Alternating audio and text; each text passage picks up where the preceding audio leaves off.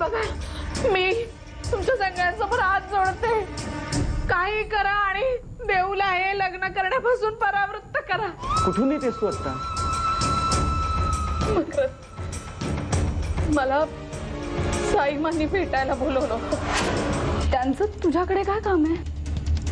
अहो सांगा ना, काय म्हणाल्या साईमा? त्या मला म्हणाल्या,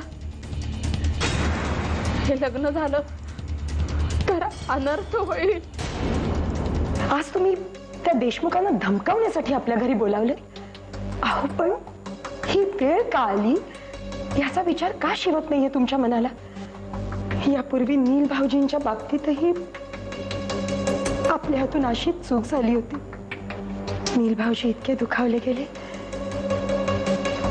की कायमचे दुरावले ते या घराला. असं असून सुद्धा तुम्ही विक्रम भाऊजींच्या बाबतीत परत ती चूक का करताय साईमा? वहिनी, अगं विक्रमादित्य देऊशी लग्न करायचं म्हणून घर सोडून बाहेर पडलाय ना, मग तो आपलं म्हणणं काय ऐकून घेईल? ते काय मला माहिती नाही. अरे आधी फोन लाव त्याला. अगं आणि कुठे आणि कधी भेटायचं ते विचारून घे.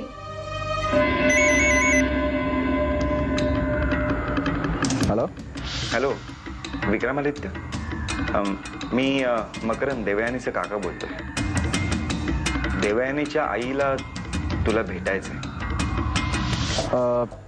ठीक आहे, आम्ही येतो घरी. मग घरी नाही, घरी नको, आपण बाहेरच भेटूया का कुठेतरी? आज आम्ही देवयानींच्या आईना बोलवून घेतलं होतं. देवयानीच्या आईला कशासाठी? आम्ही त्यांना समज दिली, देवयानी आणि विक्रमादित्य यांचं लग्न झालं तर परिणाम फार भयंकर होतील. खूप घाबरल्या होत्या त्या. आता आम्हाला वाटतंय की त्या नक्की देवयानीला लग्नापासून परावृत्त करतील. आणि आता जर त्यांनी परावृत्त केलं नाही तर रणवीर, हा आमचा आदेश समजा आणि तुमची धमकी सत्यात उतरवा. काहीही झालं तरी विक्रम आणि देवयानी यांचं लग्न होता कामा नये. देवच्या प्रेमाखातर भावनेच्या भरात तुम्ही घर सोडलंय, पण उद्या तुम्हाला त्याचा पश्चाताप होईल. काका, तुम्ही तरी यांना काहीतरी समजावून सांगा. नाही विक्रम, तू समजावून बघ तिला. भैया साहेबांना घाबरून तुम्ही हा निर्णय घेताय ना, पण तुम्ही निश्चिंत राहा. देवयानीला कुठल्याही प्रकारचा त्रास होणार नाही, ही जबाबदारी आमची. आई आमच्याही अंगात राजे शिर्क्यांचं रक्त आहे. भैया साहेब जर आमच्या आणि देवयानीच्या मध्ये आले तर त्यांचा मुकाबला करायला आम्ही समर्थ आहोत. विक्रम भाऊजींची खूप काळजी वाटते का? एखाद्या माणसाच्या आयुष्यात परमेश्वराने किती परीक्षेचे क्षण लिहावेत याला तरी काही. आम्ही तुला नंतर फोन करतो रागिणी.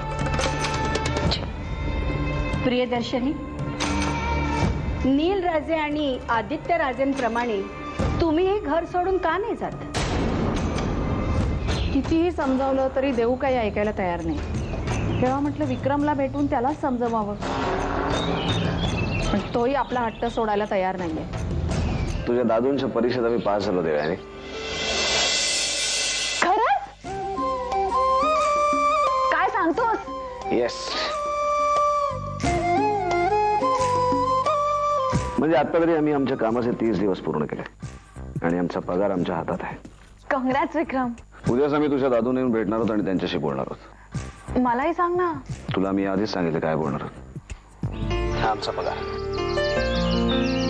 टीव्ही सरांच्या हातात ठेवून आम्हाला त्यांचे आशीर्वाद घ्यायचे. कुठे सर? दादू आहेत, मी त्यांना सांगते. विक्रम आलेच. मी दादू, विक्रम आलाय. त्यांनी तुमच्या सगळ्या अटी पूर्ण केल्यात आणि तुमचा आशीर्वाद घ्यायला आलाय. चल बघूया. मला विचाराल ना विक्रमादित्य, तर तुमच्या लग्नाबद्दल मी खुश नाहीच आहे.